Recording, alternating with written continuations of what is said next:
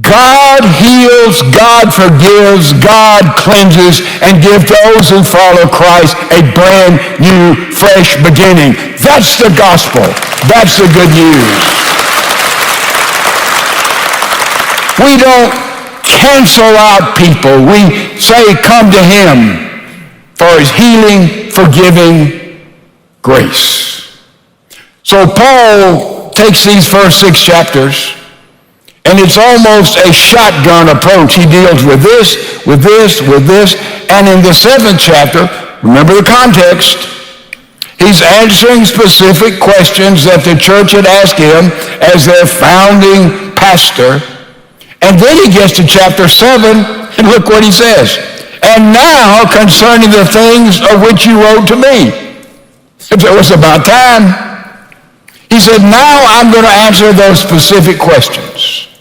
And then he begins in chapter 7, and he deals with marriage, with singleness, and with divorce.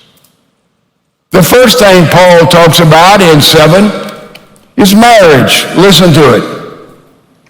It is good for a man not to touch a woman.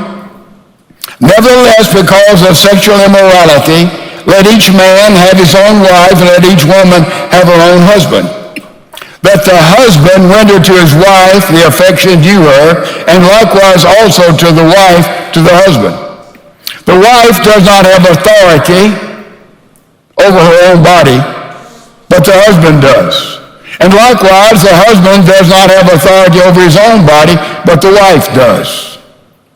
Do not deprive one another except with consent for a time, that you may give yourselves to fasting and prayer and come together again, so that Satan does not tempt you because of your lack of self-control.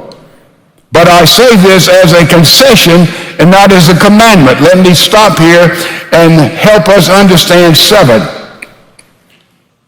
Paul is answering specific questions, okay? We don't know exactly what the questions are. We surmise, and therefore you can take a verse here and you can say, the Bible says a man is not to touch a woman. And somebody would take that and say, boy, this is what God says in his word. In context, we have to understand things. He's talking about the body. And he's talking about the body in the culture of Corinth in that day. For example, there's a whole understanding of the body that the body is a morally neutral zone. What does that mean? It means that the body doesn't mean anything. The important thing is the soul. What is the soul? It's everything that's not flesh. Get that. Everything about you and about me that is eternal, that is not flesh, that is your soul and that is my soul. This body is not made for eternal existence. You got it? So what he's saying here, there's a whole philosophy that the body is a moral neutral zone, therefore you can do anything you want to do. And that's hedonism. Sex anywhere, anytime, consenting adults, we've heard that. There's that hedonistic view of life. The body is neutral, doesn't make any difference. Only important things are so. And the other extremity is that the body is an evil zone. An evil zone. The body is so evil, you have to practice celibacy. Celibacy. No relation with the opposite sex. That's the two extremes. Celibacy or promiscuity. Now, that was the culture. Now, understand what's happening. These people come from all over the world, all kind of view of marriage and sex and relationships, and Paul is trying to establish and saying, you've got two extremes in the church. Some are celibate, and some are hedonistic. And then he comes and says, what happens in intimacy, in marriage, body and soul come together. That's the magnificent view of physicality in marriage and sex in marriage that you have in the church. And that's the beauty of a Christian marriage. Paul is dealing with this, and then he deals with singleness. What if Paul had been married with children? Could he have done for God what he did? Traveling all the world, breaking the gospel out in Europe? Could that? No. He'd be so limited. He'd have a higher responsibility to his wife and his family, would he not? So Paul is saying, I wish you could be single as I am because I'm free to do things. So you've got the married life and the single life. And by the way, the married life is much more complex than the single life. We could not run this church without single men and women. It would be impossible. If we listed all the things that these tremendous singles do for us, we'd sit back and say, whoa. Now, the first time in the history of the United States, there are more people single in America today than there are married. First time in history. So singleness is in. And in the crisis that they saw in Corinth, Paul is saying, it is best that I am single.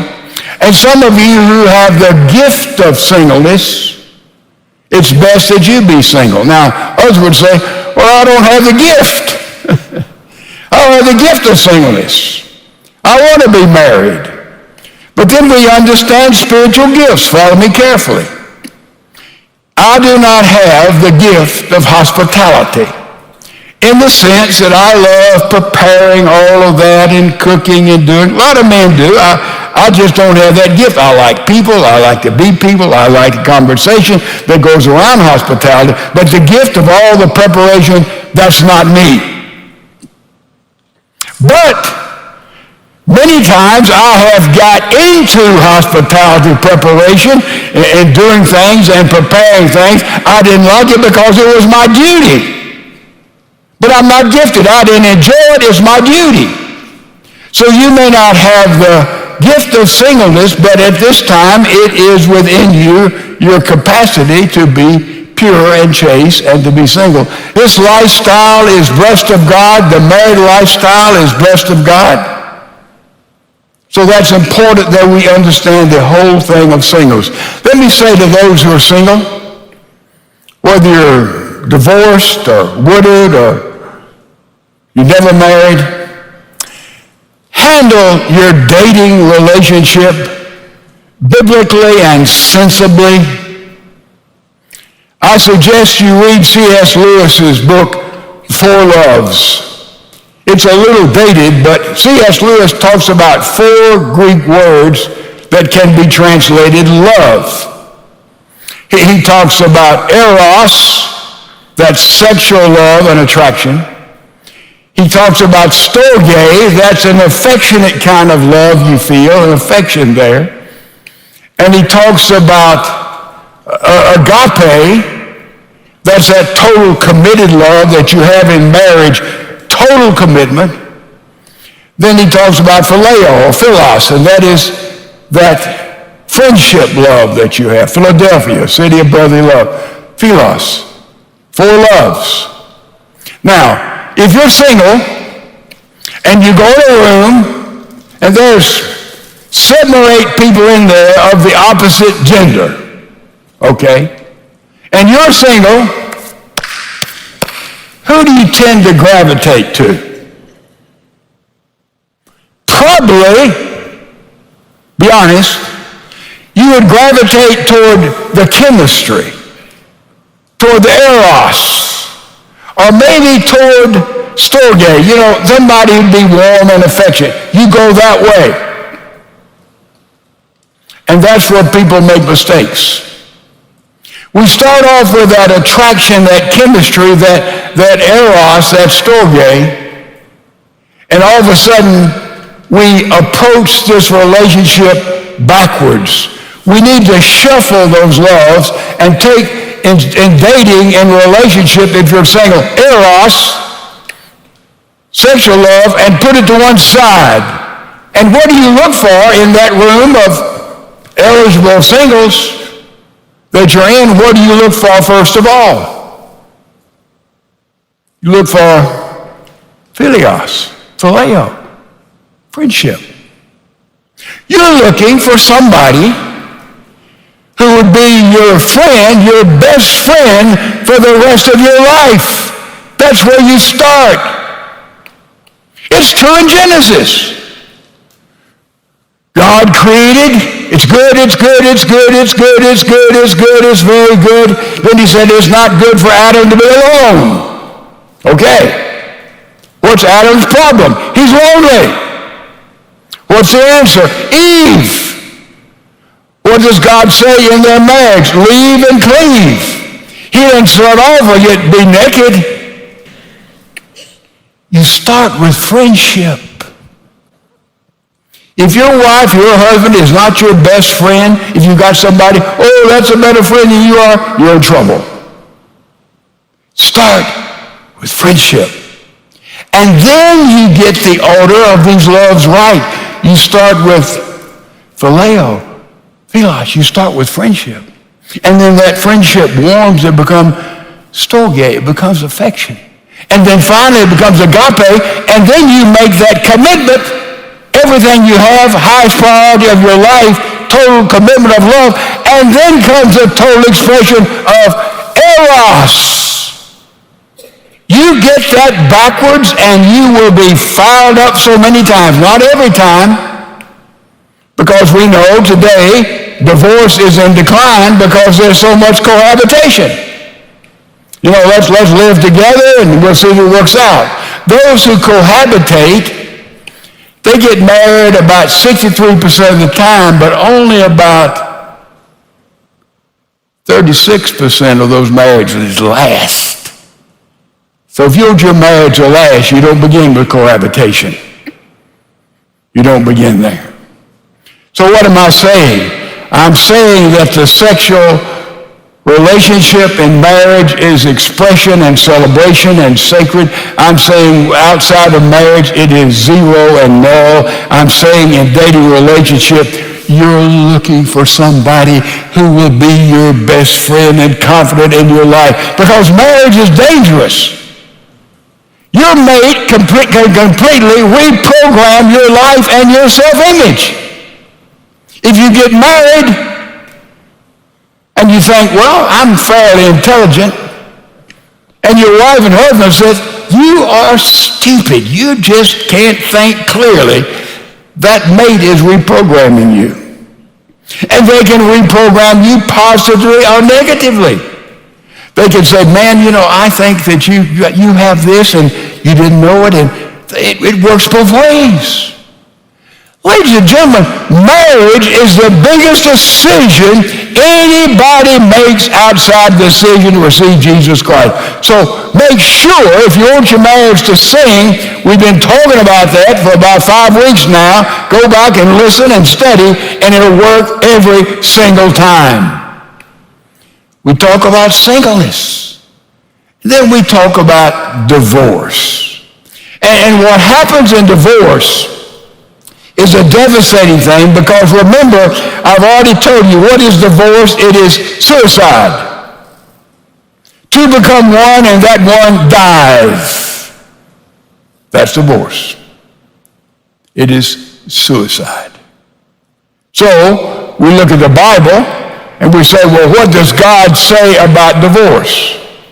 And I want you to see, God says there are three areas in which God speaks clearly about divorce in several different passages. Number one, Jesus says, the Pharisees asked him about divorce, trying to trap him between the two extremes. Remember the extremes of that day? In Roman culture, for 500 plus years, there was not a single divorce in the Roman Empire. Then any record is kept, and they keep records about everything. Did you get that? 500 years, no divorce in the Roman Empire. Why? The Father was King Kong. The Father determined everything. And marriages were handled by negotiation between the father of this female and the father of this male. And a dowry was set up, and this happened when usually the children were about 3 years old. Hello. And I will give you my daughter when your son comes of age, and I will give you this dowry, this amount of money to take care of her and keep up with her. And there's where the negotiation took place. Right there. And therefore, in Rome, they didn't have divorce, but remember the Romans conquered the Greeks? But the Greeks conquered the Romans' culture, and in Greece, hey, man, I don't like the way you cooked my eggs this morning. I'm out of here. We're getting a divorce. Bang, it was done. Promiscuous society. And then when the Romans came down to Corinth and they began to fill up other parts of the world, suddenly the Greek culture, though they lost the war, the Greeks won the culture, and now divorce was rampant there in Corinth. And so we see this is what happens. You know about buyer's remorse? Buyer's remorse. You may not know that everything that is purchased, a study has been given, everything that has been purchased by all of us in America, 486 billion items are returned. That's 10.6% of everything we buy is returned. And they have studied realtor groups and sales groups, and they study all this very carefully, and they said, why? And for two reasons. Unmet expectations. Number one, it didn't work as simple for you as it did on television, right? It didn't cure St. Vitus disease as they thought it would, right? Whatever. Unmet expectations.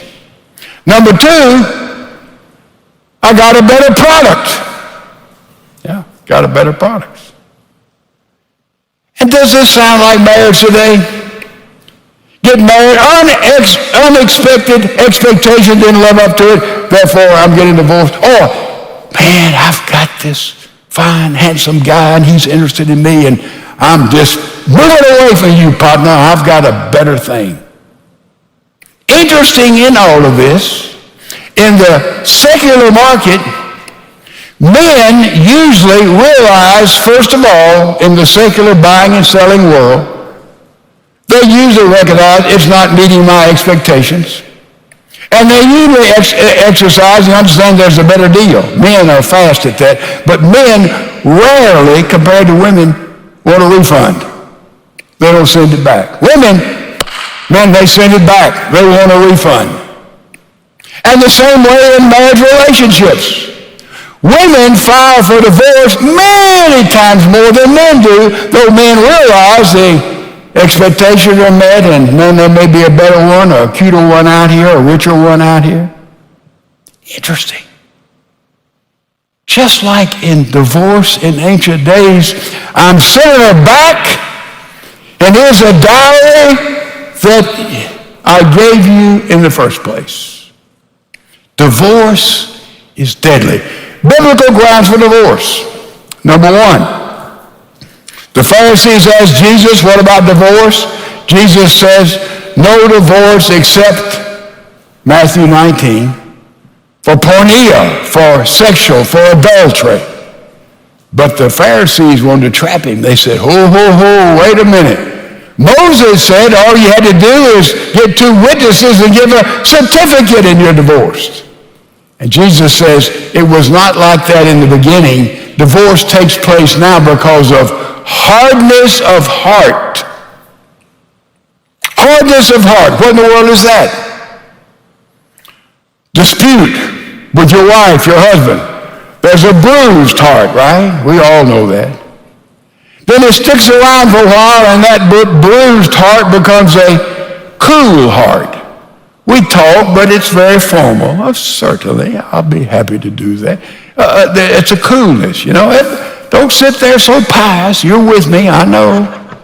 There's a cool heart. And then that can move to a hard heart, arguing, fighting, blah, ah, ah. And then it can move to an apathetic heart. And that's a really big problem. I don't care what he does. I don't care what she does. I'm bad. But a hard heart. Jesus said this is allowed because of marriages. There comes this hard, ungodly heart, and it's expressed through adultery, a grounds for divorce. And then Paul elaborates on this in our passage.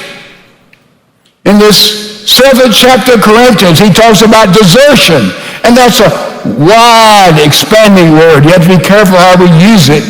But it means here's someone who is brutal. There's someone who goes to physical or overwhelming emotional put down. They deserted. They leave. They're not a part. They're there in body, but they're not there at all. There's desertion as a ground. Paul deals with that. And then finally, the third ground is found in 2 Corinthians chapter number 5. If anyone is in Christ, they're a new creation. All things are new. What does it mean for all things to be new? It means all things are new.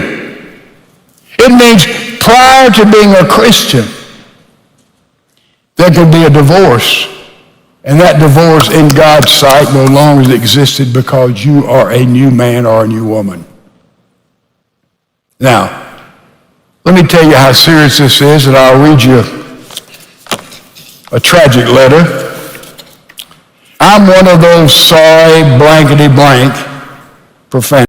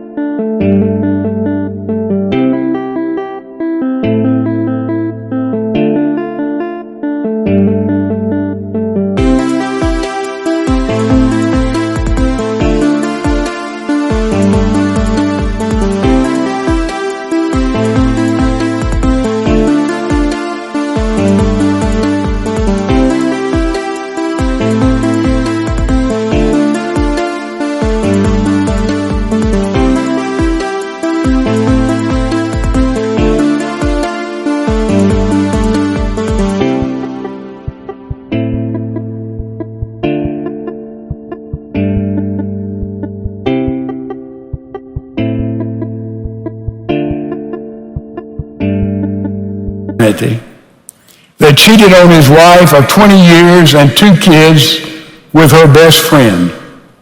I married the best friend the day after my divorce was final, and I regretted it ever since, every second of my life. Yep, you get what you deserve in this life. My divorce regret is immense. I would give anything to go back in time knowing what I know now, and love my first wife like she's never been loved, honored, appreciated, respected, or admired in her life. But I can't. I've fouled up beyond words. I had the best life anyone could have asked for, beautiful, loving, caring, dedicated wife, 2 beautiful, sweet kids, an in-law family that loved me dearly, but I was bored with all that. People kept telling me how blessed I was, but I couldn't see it. I was blinded by selfishness, so I threw it all away for someone that I thought was my soulmate. Oh, how wrong I was. So wrong. 5 years later, I still can't ignore the overwhelming guilt and shame of what I did. Only for a couple of minutes a day does the memory of my first wife and kids and family leave my mind. I can't watch a movie or listen to music without thinking of her. See, I was already married to my soulmate and my true love, but I threw her away. Oh, if only life was like the movies, where sometimes we get second chances.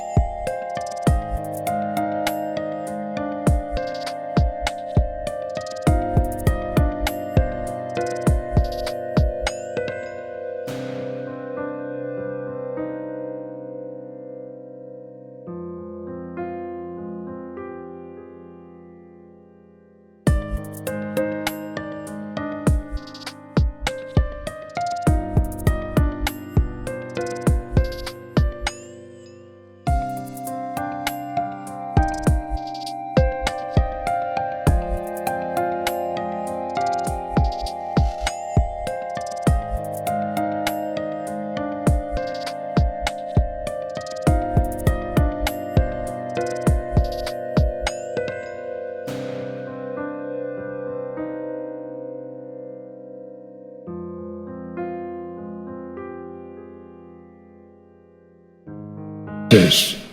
I can't put into words how much pain I feel, but I know it pales in comparison to how I broke my wife's heart. I'm so sorry, sweetness. If you ever read this, I'm so sorry, so very, very sorry. The irony of what I've done is this.